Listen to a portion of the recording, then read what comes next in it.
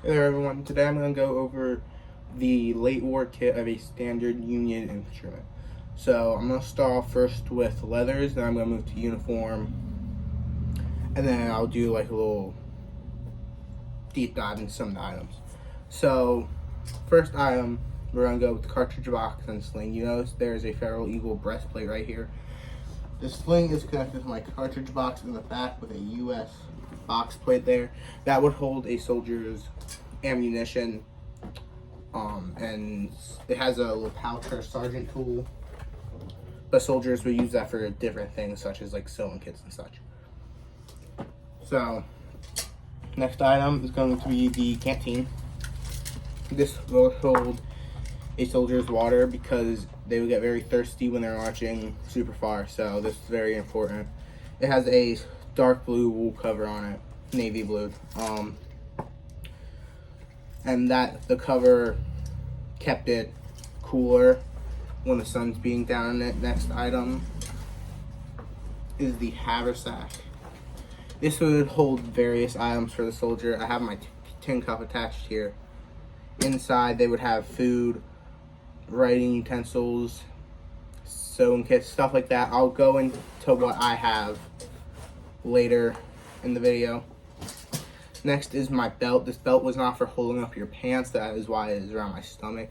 First thing here, we have a cap pouch. It holds the caps that you'll put on the nipple of your gun, and it's like it acts as a primer. And then when that hammer smacks down on it, it creates a spark, igniting the gunpowder and sending your bullet out. So very important. Oh, by the way, sorry, I forgot to mention. The cartridges held, the gunpowder and a bullet. I don't have any of those right now. Next is a bayonet with a scabbard. Nothing too special about this. It's basically a 17-inch steel pike, essentially. You would attach it to the end of your rifle, twist it on, and then there's a little thing here you twist to lock it in place. And it's going to be real sturdy on there, so that way you can charge the enemy. And then that goes in the scabbard. Next I'm going to go over my hat.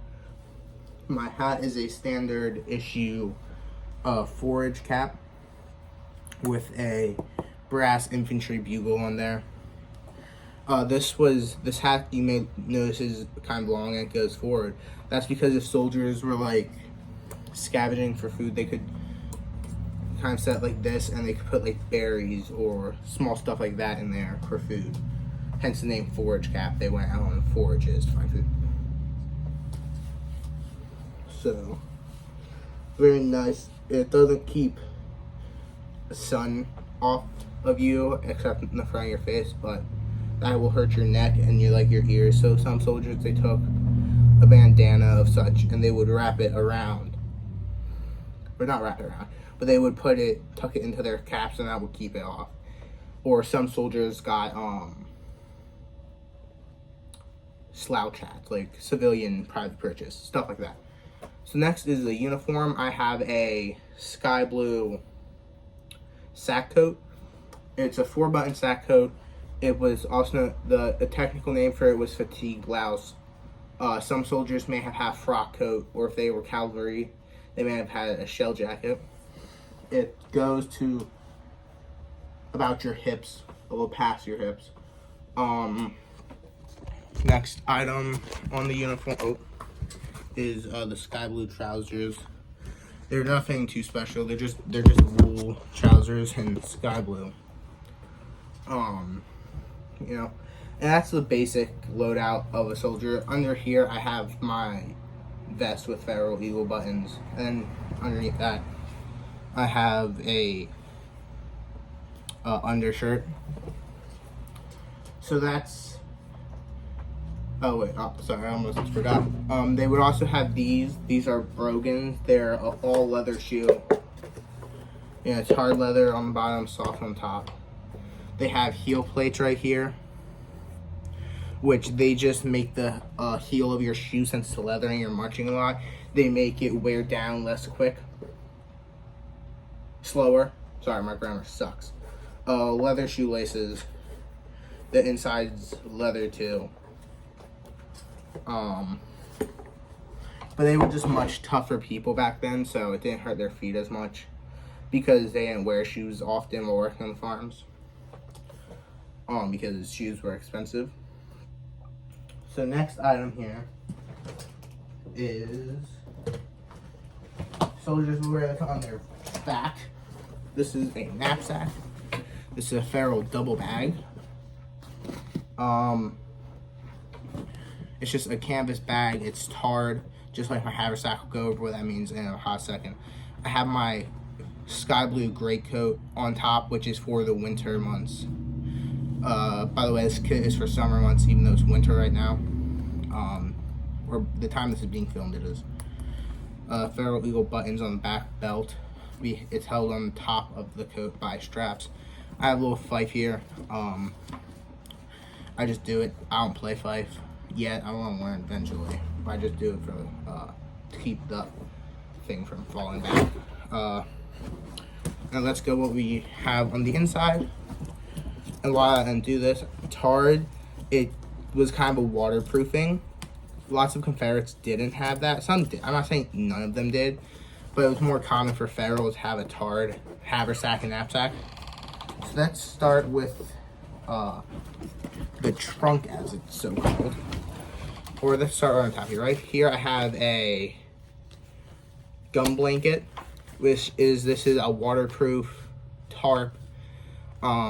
They would usually lay it down their tent floor. Not a tent floor, but like the ground where they set up their tent, and will keep them dry, or they would throw it over top their tent to keep them dry. You know, if they were marching, there was a poncho variant of this, which just had a hole they would throw over it.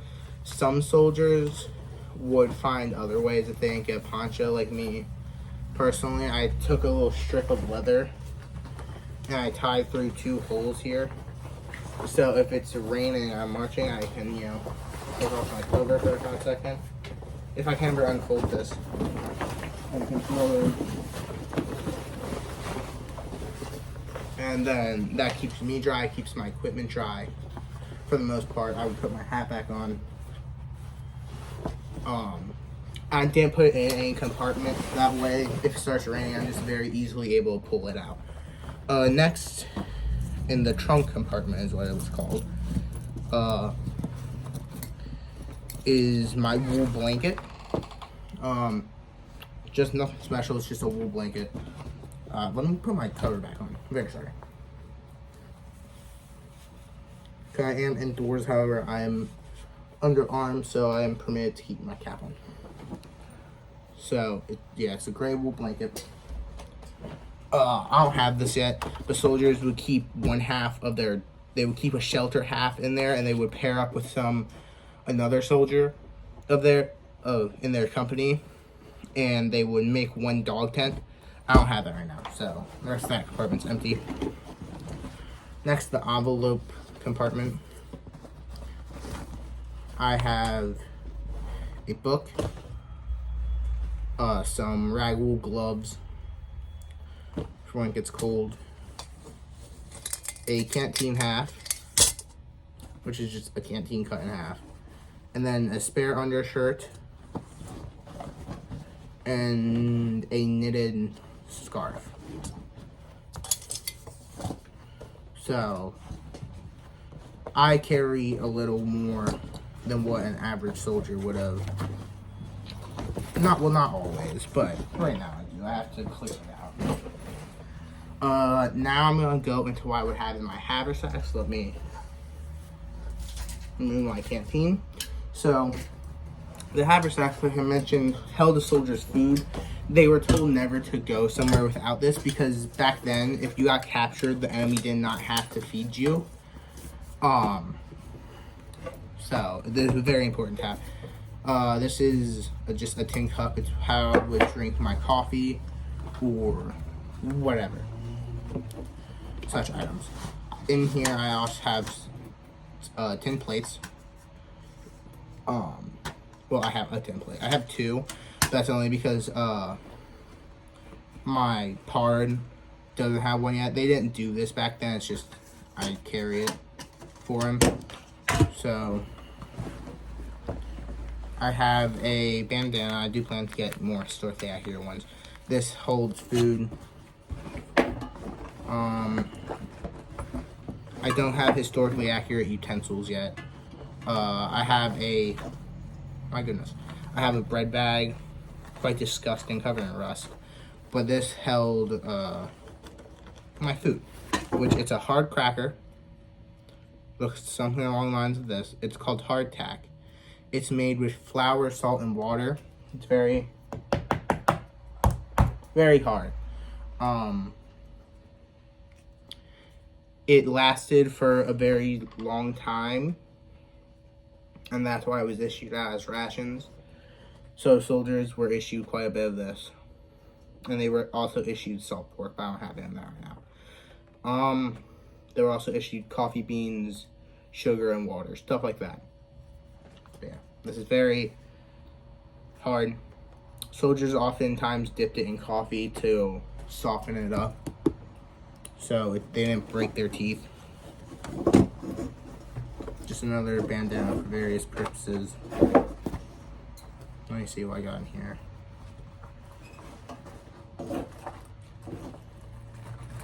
I don't have a historically accurate sewing kit yet. I'm working on getting that. But they would have something called a housewife, which was just kind of a fabric thing to keep their sewing supplies in. But I have that. Don't worry, guys. I'm getting one soon. I have matches. I don't have historically accurate utensils yet, but got that. And that's basically it for what goes in your haversack. There were lots of times that guys would paint their name on top of their haversack. They would paint their name and their company and stuff like that. So, and like I said, so they were told to keep that with them. Oftentimes soldiers carried a pocket knife or some sort of just like personal multi-purpose knife, because their bayonet, unlike more recent ones, they could not be used for other purposes other than to lunge at someone with. But like going all the way to World War I,